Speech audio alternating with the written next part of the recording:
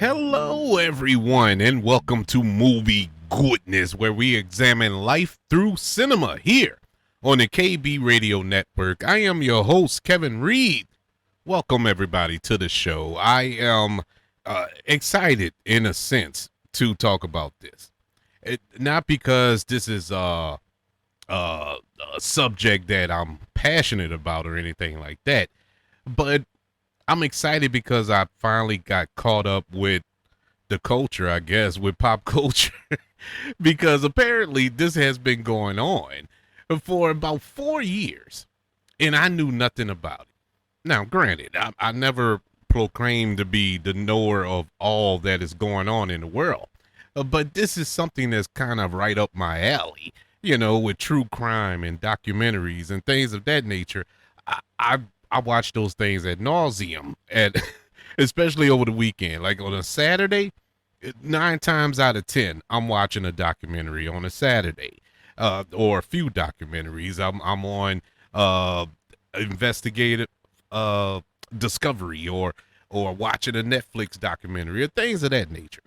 But Netflix had dropped this on May the 15th, and normally I saw that it was promoted and whatnot, and I normally come back around to it and watch it.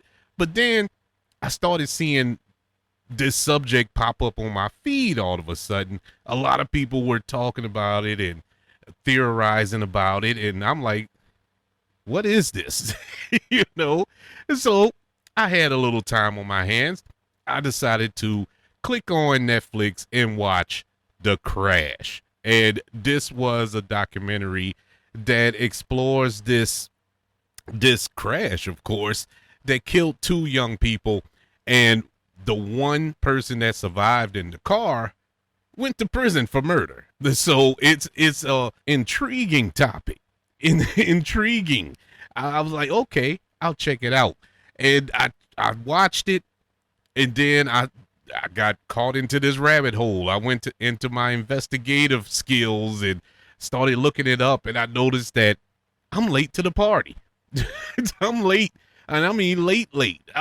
People been talking about this case, and I was so blown away, like, bruh, I didn't know I was this far behind on things. I guess I truly am getting old. But that's besides the point. Enough about me. Let's dive into this. This is a case that involves Mackenzie Shirilla. I believe that's how you say her name. And she is currently serving 15 years in federal prison for the murders of her boyfriend, Dominic Russo, and their friend, Davion Flanagan. Mackenzie's charges, why she's serving two concurrent life sentences, but she eligible for parole in 15 years. She was convicted of 2 counts of aggressive vehicular homicide, 4 counts of murder and felonious assault, 1 count of drug possession and possessing criminal tools.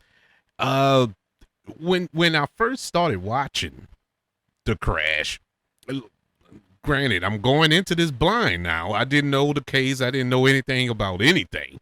And so you start off in this documentary and you're like, okay, this is just a stupid kids, young folks got drunk, got high, whatever the case may be, and they wrecked the car. So why is she going to jail? What's the big bugaboo? I mean, in my mind, I'm like, okay, she probably went to prison for manslaughter, what, she didn't mean it. But murder? It's no way. It's no way this is no way this is real. And so I'm hooked at this point. I'm like, okay, this is going to be interesting to see this story unfold. And as they started to unfold the story, I was blown away how they came to this conclusion that this young lady has to serve at the very least 15 years in prison. And so let's do a little backstory in case you don't know anything about this case, you don't know anything about our victims and the young Mackenzie, who is currently in jail. They all lived in Strongville, Ohio at the time of the crash. Mackenzie and uh, Davion, they just graduated high school, graduated Strongville High School to be exact. And the three were part of this large friend group that often spend a lot of time together. You know, this clique that they had together, which was, fine. And they always hung out. They hung out. They smoked weed and did whatever else. But they were like the cool kids in school, per se, because we learn differently as the documentary unfolds. But Devon was the oldest of three children. When he was 8 years old, he and his sisters, they were adopted by Scott and Jamie Flanagan. And so Davion was the starting running back at the high school. And so during the off season, he worked part-time as a swim coach. After graduation, he worked full-time at this barber school because he wanted to be a barber that he attended to attend. And I think the next year in 2023, something like that. But his senior year, he was projected to be a really good football player, probably go to college and play, but he blew out his knee and he didn't play his senior year in high school. So that pretty much killed his dreams of playing football. And he decided to be a barber. And the backstory on Dominic, he was a little older than them. I think he was 20 and they were 17. I want you to keep these ages in mind because I'm a swing back to the ages in a few. And he is described, he was real close with his family. He had interest in basketball and music and stock trading and stuff like that. The family had money. To be honest with you, this whole suburban neighborhood had money. They had so much money, they had extra houses. His family had an extra house where Dominic stayed. That was his house, just crazy talk. Things I wouldn't fathom, coming up how I came up. But that's besides the point. That has nothing to do with the case. I was just intrigued by how rich all these people were. But anywho, we move on to Mackenzie. Now, Mackenzie was 17 years old at the time. And at least the time of the crash. And she was very active on social media, TikTok. She posted videos about her lifestyle, about her clothes. She wanted to be a model. And so the account had a number of followers. She had a really big following behind her. And several companies sent samples of clothes and products for her to review. She had gotten that popular on social media. And so reportedly, she enjoyed living at the Russo residence and spending time with the Russo family and driving their car. They had got super, super close to the point that she moved in with Dominic. They were living together for a while. Well, actually, all the way up till the time of the crash. And they had been dating for about 4 years, starting when she was 13 and he was 16. So the pair started living together that year in 2021, at least the year before the crash in 2021. Look, I was going to save this to the end, but I got to get it off my chest now. This was the major thing because they exposed this early on in the documentary that she was living together. And at the time, when they showed this on the documentary, she was still in high school. They were talking like she was in high school and enjoying life, but she's living with her boyfriend. And her parents were still around. Her parents was like, "Oh, it's cool. She's mature enough to live with them and whatnot." What? Like what? It blew my mind. It honestly blew my mind. Look, I have 2 daughters. Now they're at least according to them, they're grown now. They're in their early 20s. Even now, if they come to me, talk about they want to live with their boyfriend or whatever, no, no, it's just, you're not ready for that. There is no 17-year-old, well, 16 at the time when they moved in together, 16-year-old that should go live with a boy. And no, I'm not being this prude, this ultra Christian guy. That has nothing to do with it. Think about it. Just think back when you were 16 years old, 17 years old. Nobody was that mature. Nobody. I know I wasn't. No, indeed, no. That makes no sense to me. And the parents allowed that. Like I said, they're in a different world. I guess when you have money, you don't think clearly. I guess that's why God never gave me money. Because it's no way that would happen here. No way. But anywho's, a lot of the classmates of Mackenzie, they said that she's a big fan of Regina George. And if you don't know who that is, that's the character from the Mean Girls movie, and she liked to imitate her. So she was a mean girl. A lot of girls did not like her. A lot of people did not care for her in school. They thought she was mean. Thought she was a bully in school. Thought she was the prettiest one in school, and this, that, and the third. That's in every high school in the United States of America. You're gonna find a Regina George. There was Regina Georges when I was in high school, and that was long before Mean Girls ever came out. And so she just so happened to be that Regina George in this high school. But let's go back to March of 2020. I mean, right at the start of the pandemic, and we got our first incident involving Mackenzie, at least with the police and authorities involved. In March of 2020, the police and fire department's response to a suicide threat by a 15-year-old female at her home. According to the police report, Mackenzie was not taken to the hospital because her parents did not think her threats were real and did not believe that she would hurt herself. So Mackenzie's mother, Natalie, testified in court that she had never perceived her child to be suicidal, and this was during the trial. I'm gonna give to the parents. We're gonna talk about the parents separately. I'm gonna save that nugget to the end. I had already talked about them with the boyfriend thing at 16 years old, but we because there's a special section I want to save for them.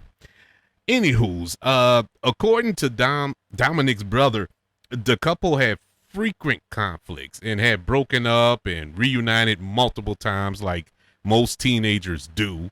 And he told investigators that he witnessed Dominic calling Mackenzie's parents to pick her up because she would not leave his house.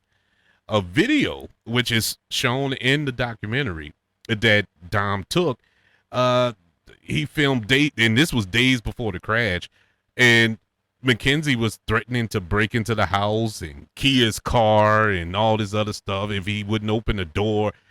The girl was, I don't know. I don't know.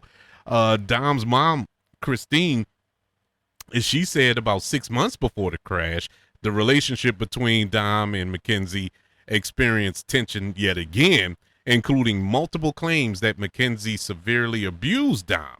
2 weeks prior to the crash, Dom had called his mother asking for help because Mackenzie was driving erratically. Keep that in mind.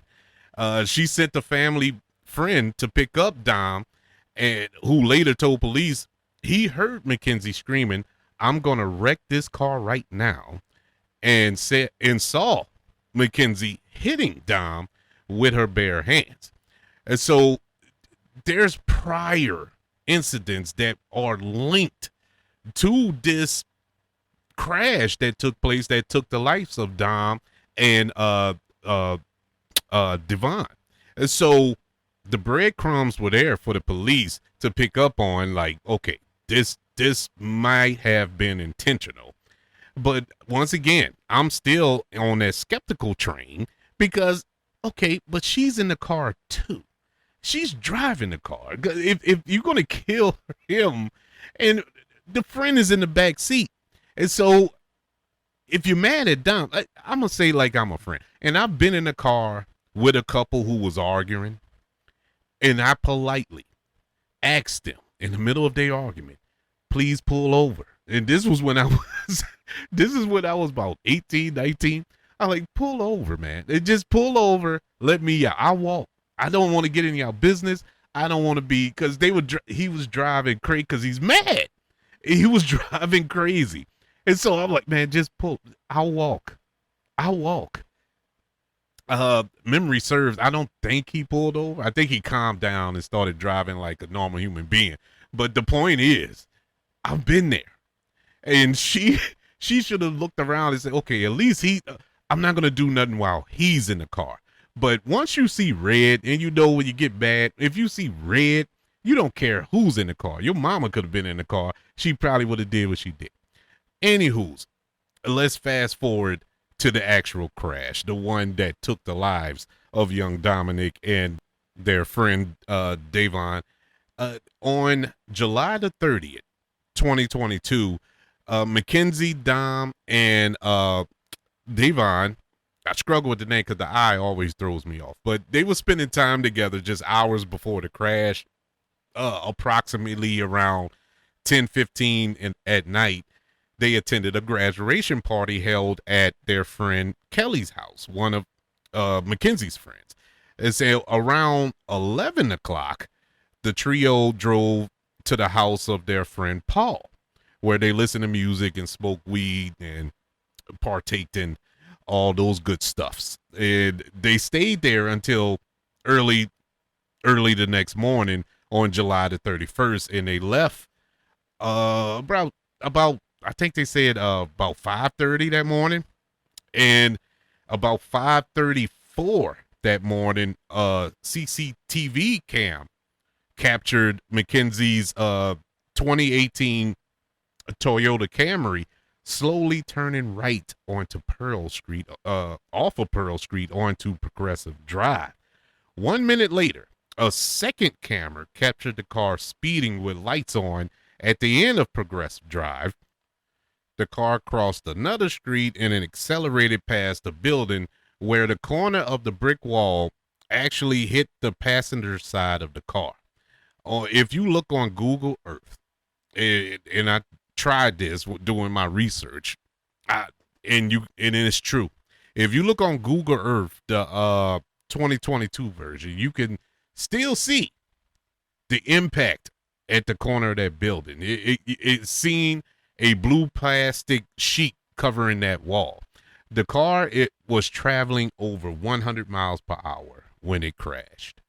First responders on the scene arrived 45 minutes after the crash to find Mackenzie, Dom, and Davion unconscious. Mackenzie was taken to a nearby hospital where Dom and Davion were pronounced dead on the scene. Police found mushrooms and a digital scale on Mackenzie's possessions, or in her possessions.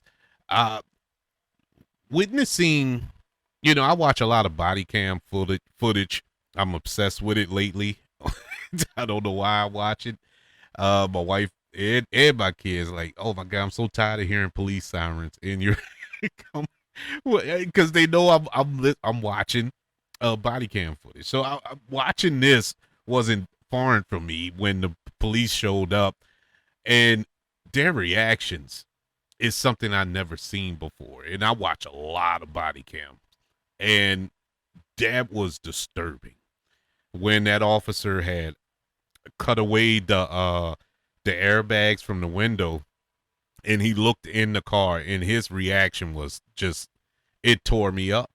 It if it didn't move you in some way, something's wrong with you, because you don't have a soul. Because he saw that, and all he could say was, my God, my God. It was, they were that mangled up in the car. It was, they didn't show the bodies. I thank God they didn't. I didn't want to I didn't want to see it, but just by that reaction, your imagination did all the work for you. Dom was sitting on the passenger side of the vehicle at the time of the crash, and Davion was sitting in the back seat. The responding officers, you can hear him on the body cam saying that the car was split in two. And another described it as the worst car crash he had ever seen. Mackenzie, she was severely injured with multiple bone fractures. She was airlifted to the hospital where she underwent multiple surgeries. Witnesses say that she was inconsolable when she learned about Dom and Davion. The the fact that they passed away. Mackenzie posted multiple videos about her time in the hospital, showing the interior of the medical ward. The popularity of her account peaked during the stay in the hospital. And Mackenzie showed videos of her sitting in the wheelchair, attending concerts, posting satirical TikTok videos. One video showed her saying, "I'm just one of those girls that can do a lot of drugs and not die." End quote. There's a Halloween, at least a Halloween after the crash. Mackenzie and her friends posted on social media, which this was used at the trial, by the way. They were posing in face paint that strongly resembled corpses. Now, this is 3 months after the crash. 3 months after the crash. Although the friend of Mackenzie claimed that they actually dressed like Playboy Cardi. Now, I've heard a few songs from Playboy Cardi. I couldn't pick him out of a lineup. So if that's how he rocks, whatever. But yeah, I still read the room. Read the room. Mackenzie's kind of callous behavior raised some suspicions with Davion's sister, who is a part of this documentary as well, and she wasn't having it. She didn't buy none of what Mackenzie was selling, and the victims' families request that the police investigate the matter more closely because they're like, well, she's being really cool about this situation. And so the police initially thought that the crash was an accident and probably happened due to the tampering with the vehicle or something to that extent, because when they examined examined the vehicle, it was a slipper that was fused into the floorboard underneath the gas pedal or the brake pedal, one of the two. So they assumed maybe that slipper fell under the pedal and she couldn't brake. And that was one thing. But you later find out that no, that slipper was on her foot. She was going so fast and mashing down so hard, and that the impact hit so hard that her slipper fused with the floorboard. So that had absolutely nothing to do with the vehicle malfunctioning, which the vehicle did not malfunction. After numerous tests, they found that the vehicle was in perfect working condition before the crash. And the onboard computer indicated that the accelerator had been pressed at the time of the crash and there was no use of the brake. So Mackenzie was interrogated and claimed that she blacked out during the crash and had no memory of the incident. And her lawyer claimed that Mackenzie suffered from POTS, is a blood condition that can cause momentary blackouts, which there was no record of her doing that prior to this crash. But whatever. The police soon began to believe that this was an intentionally crashed vehicle. And at her trial, it was pointed out that the vehicle passed through this dogleg kind of intersection at high speeds before the crash, which would not have been a possibility without consciousness steering action by somebody able to reach the steering wheel. And so they believed her intention to crash the car was to commit murder suicide because she did not want to break up with Dom again. If I can't have you, nobody will type deal. We all gonna die. But once again, I revert back.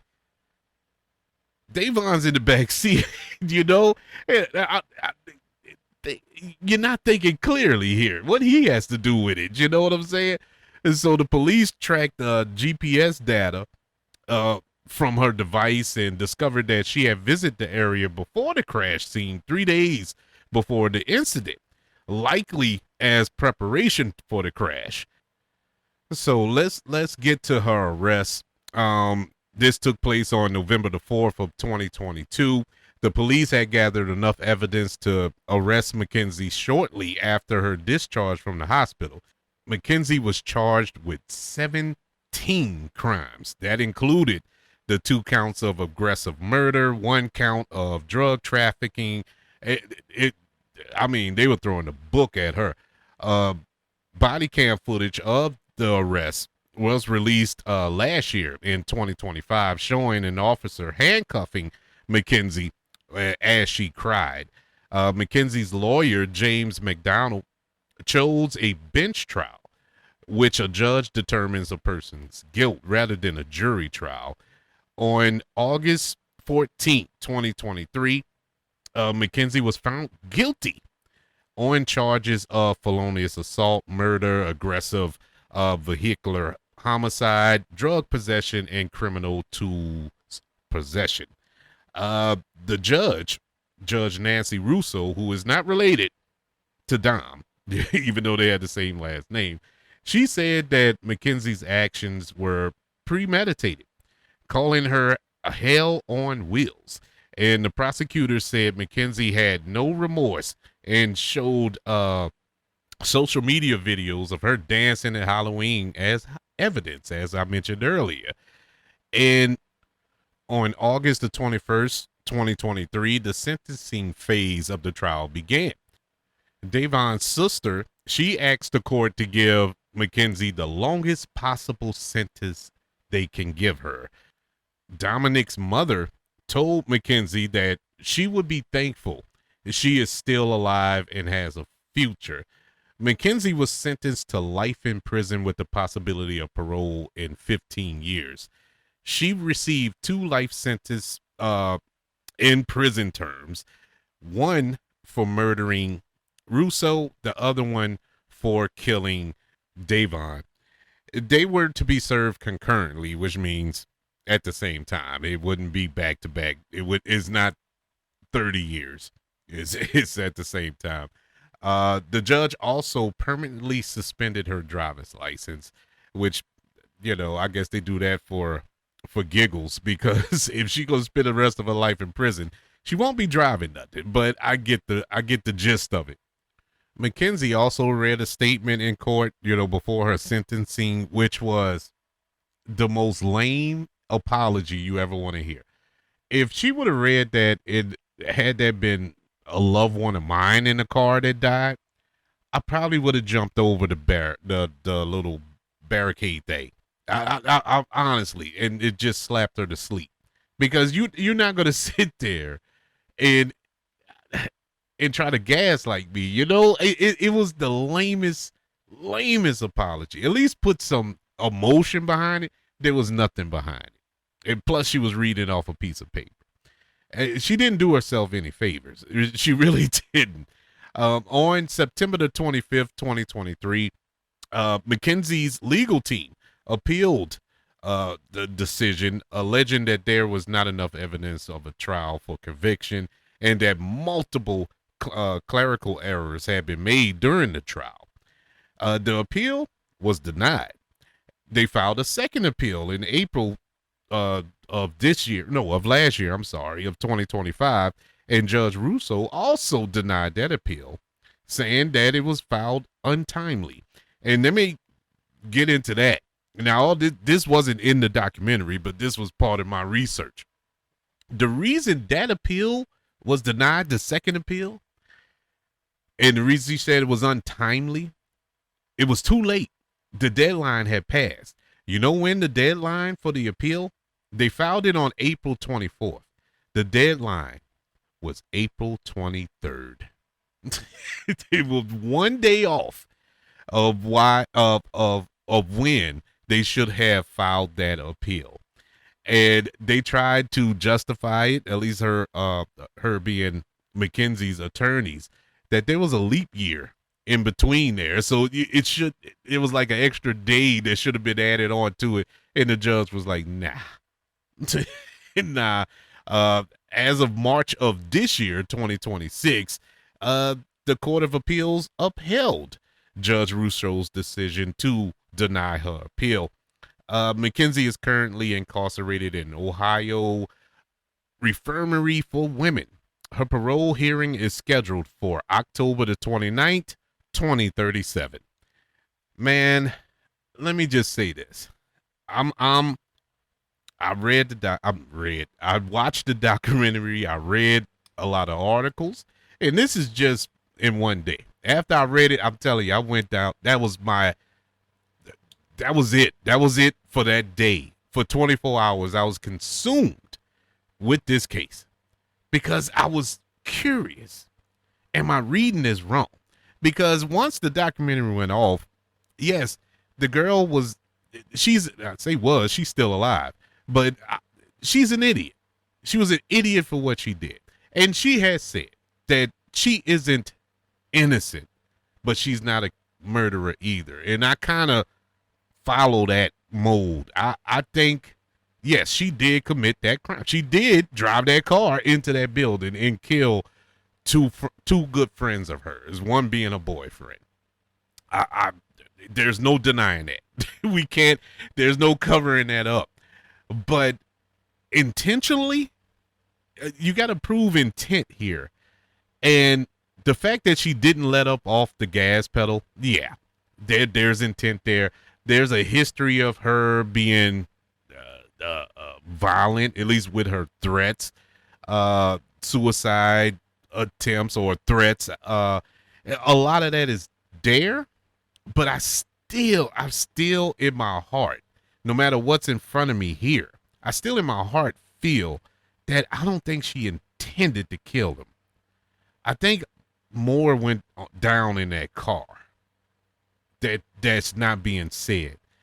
Now, it still doesn't excuse the fact that she didn't let off the accelerator.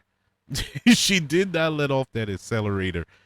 But I just can't wrap around my head the logic of her wanting to kill herself too, alone with her friend that had nothing to do with it. Their mutual friend in the back seat had nothing to do with it, allegedly. Like I said, there's more. There's got to be more to this story. Unfortunately, I don't think we're going to get the whole story, at least in my timeline. I don't know. Maybe one day she'll release a memoir and say what all really went down. There was an actual affair going on between her and Davion, and they found out and all this other. Who knows? Who knows what went on in that car? But did she kill him? Yes, she killed them. She did. I just don't know about it, and she intended to. I just don't. I don't know what it is. I just can't fathom that. I think she was high, even though the toxicology report came out, and she really wasn't on anything. There was no alcohol. THC was there. You know, she smoked weed. She was a weed head. But the mushrooms that she had multiple videos of her doing that wasn't in her system. So she wasn't on any hallucinogens. So I don't know, man. I'm really 50-50 on it. Part of me is like, yeah, she did it. And then the other half of me is like, nah, maybe not. You know what I'm saying? It's weird. It's a weird thing. That's why I'm so intrigued by this case, because I really don't know. I really don't. I'm torn. Literally, 50% of me is guilty, and the other 50% is not guilty. And so, I don't know. That's up to all of the court of public opinion to decide. The court of law, she's guilty. She has to rot in prison until 2039. But I want to circle back to the parents. I promised you that, and I did not forget. Trust me. Mackenzie's parents. Those are the worst parents on God's green earth. Or one of. I'm not going to give them the worst. I wouldn't do that to them. That's not fair to the worst. But they are horrible parents. Horrible parents. They have coddled this child from birth, basically. Now, let me just put this out there. Now, this is coming from a human being. Like I mentioned before, I have two girls, or young women now. And yes, they were spoiled. My children are spoiled. I spoiled my girls. I did. I admit that. But not to this degree where I excuse all their behavior. This girl has shown bad behavior throughout her young life. The signs were there that something was wrong with this young lady. And the parents just sat back and did absolutely nothing. Absolutely nothing. And the father, now, he really struck a nerve with me because, like, I'm a dad. What kind of dad are you? He allows his child to do drugs, to lay up in a house with a guy who's 3 years old. Number one, she been dating since she was 13. 13. God knows what she's been doing since she was 13 years old.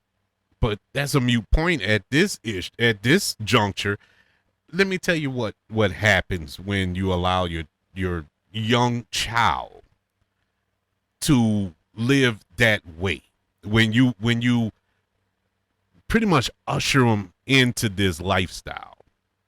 When they're that young and you allow them to do adult things, they will essentially, throughout their teenage years, feel they are an adult. They're no longer a child. They think like an adult. They act like an adult, and they do adult things. You didn't allow, and I'm talking you being the parents of Mackenzie or anybody else who treat their children this way. You allow your child to go down a road that you cannot draw them back from. And right now, this young lady is rotting in prison because of you. Those two young men are dead because of you. If anybody should have went to prison, it should have been the parents. If you would have heard, or you probably did hear if you watched the documentary or any documentary on this, because I later found out there's multiple documentaries about this thing. But if you watch Mackenzie's mother stand up there and try to convince the judge to grant leniency to her daughter, there was no ounce of remorse for what her daughter did to the families of Dominic and Davion. It was all about her daughter. Oh, she's this, she's that. Don't do this, don't do that. The girl was in the hospital. She was in the hospital after the crash, and a clothing company or something wanted Mackenzie to represent her brand or their brand on her social media feeds. Now, the girl is in the hospital, multiple bone fractures and all this other stuff, in and out of surgery. So she couldn't jump on social media. Her mom did. And said, oh, yes, she will love this opportunity. Yes, keep her in mind. She was just in a car crash. But once she recovers and all this, like, what? The mom. This is what you were worried about. You were worried about her being a model, and you got two dead people. The blood are on your daughter's hands, and you worrying about her booking a brand deal on social media. These are the type of parents that disgust me. They really make my skin itch. I can't. If they were around me, I would probably slap them to sleep. But there's a little karma. There's a slight little victory there. just recently, I guess after the release of the documentary on Netflix, in hearing the dad talk about how, oh yeah, my daughter smoked weed. There's no problem. I smoke weed. Everybody smoke weed. There's nothing wrong with smoking weed. After saying all that, uh, his bosses at work watched the documentary too. And you know what he does for a living? He's a teacher. And he's not only a teacher at a school, but he's a teacher at a prominent Catholic school up there in Ohio. They put him on leave. They didn't fire him, but they opened the door. They started the process. And he is currently sitting at home. And because he had no problem with that. This is a man who's teaching your children, but this is how he treats his. Nah. Nah. Those people disgust me. And they're the reason why that girl is in prison and those two young men are dead. And so that's my thought. That I can definitively say. Now, whether it was intentional or not by the hands of Mackenzie or not, like I said, I'm on the fence. But what I'm not on the fence with, what I'm saying with my whole chest, the parents of Mackenzie are the real villains here. But those are my thoughts on this documentary, The Crash, which is currently on Netflix. Do you know about this story? Did you hear about this story? Am I the last person to show up at this party? I would love to know. I'm kicking myself because I didn't know all this was going on. I need to really, really start paying more attention to what's going on around the world, other than the stuff that's currently going. I need to detox from this stupid stuff that's going on in Washington, and I need to really focus on what real people are doing out here in this world, because this is some interesting stuff. Unfortunately, is at the hands of two young souls that are no longer with us. But I want to know your thoughts on this. What's your thoughts on? Do you think Mackenzie intentionally killed these two young men? Do you think it was a murder-suicide attempt and she so happened to walk away? Or do you think that there's more to the story than what's being told? Let me know. Email the show, kbradiopodcast@gmail.com. You can also search for the show on all social media platforms. Just search for the KB Radio Network. Also, don't forget about YouTube. Subscribe to the KB Radio Network channel and like this video if you don't mind. Don't forget about the 5 stars, the reviews, and sharing this show if you're listening on Apple Podcasts, Spotify, iHeartRadio, wherever you are currently listening to movie goodness here on the KB Radio Network. Everybody, thank you for joining me as we explored this case of Mackenzie Shirilla. I think that's how you say her last name. And this documentary that's currently on Netflix, The Crash. I want you all to know that I love you. Continue to love everyone. And until we speak again, you all be blessed.